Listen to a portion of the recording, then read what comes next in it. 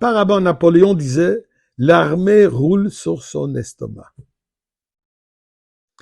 L'autre dicton en anglais, qui se traduit en français, la voie vers le cœur d'un homme, ça traverse son estomac.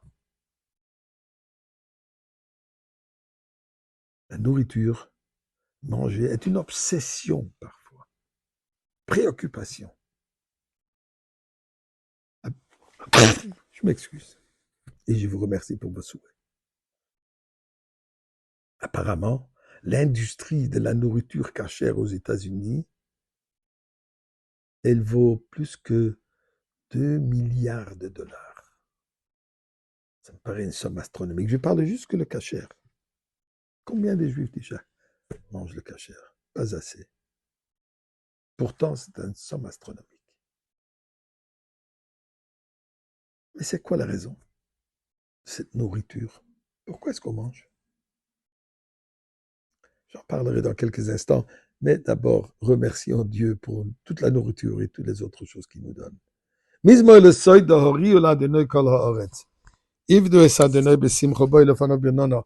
Du kadenu elim hu osane v'lo nachna v'tamarisoy. Boy shor b'soy lechatzroy se b'si lohoy de lebachoshumoy.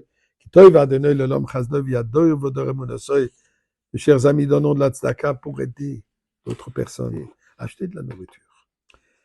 Il y a peu d'activités qui sont aussi instinctives que le fait de manger.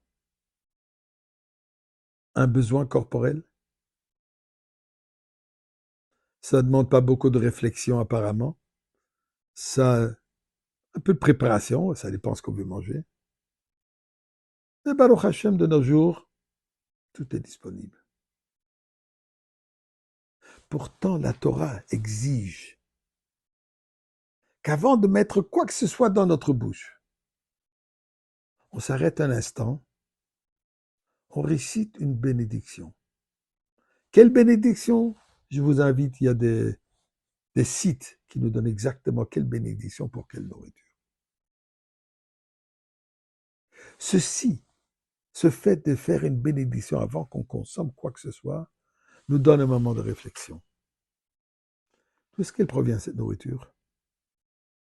Elle nous enseigne à ne pas prendre les choses pour acquis. Je ne parle pas seulement de dire merci à maman ou à son épouse qui a préparé la nourriture, ou qui que ce soit qui a préparé la nourriture. Mais bien avant cela, remercier Dieu, puisque finalement la nourriture, elle provient d'où? C'est Dieu qui a créé la terre. C'est Dieu qui a créé cette nature qui nous donne la nourriture, les légumes, les fruits, ainsi de suite. Donc en réalité, ça devient un acte religieux, un acte précieux, un acte de reconnaissance, de foi. Oui, c'est Dieu, notre Créateur. Et Dieu nous a créés de cette manière que nous devons manger pour rester en vie.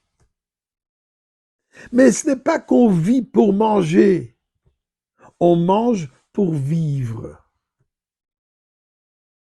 La raison de pourquoi vivre? Eh bien, pour un but ultérieur. On peut se poser la question. Mais avec quel droit je prends un animal, je le tue pour le manger? Pour cette même question, avec quel droit je prends un fruit vivant, un légume vivant, je le détruis pour me rassasier? Mais nous sommes là pour quelle raison? Pour servir Dieu. Comment est-ce que la terre peut servir Dieu? Comment est-ce qu'un légume peut servir Dieu? Comment est-ce qu'un animal peut servir Dieu? S'il ne peut se faire que si nous on le consomme. Et ensuite, avec la force qu'on a acquis de cette nourriture, on va faire une mitzvah, on va faire un bon acte, on sert Dieu, on étudie, on fait une mitzvah, on aide le prochain, on fait ce qu'on est censé de faire. Toute cette nourriture que j'ai inclue en moi devient des partenaires. Donc, on a maintenant fait une transformation, une élévation du minéral, du végétal, de l'animal, dans le service d'Akadosh Baruch Hu. C'est ça la raison pourquoi on a le droit de manger.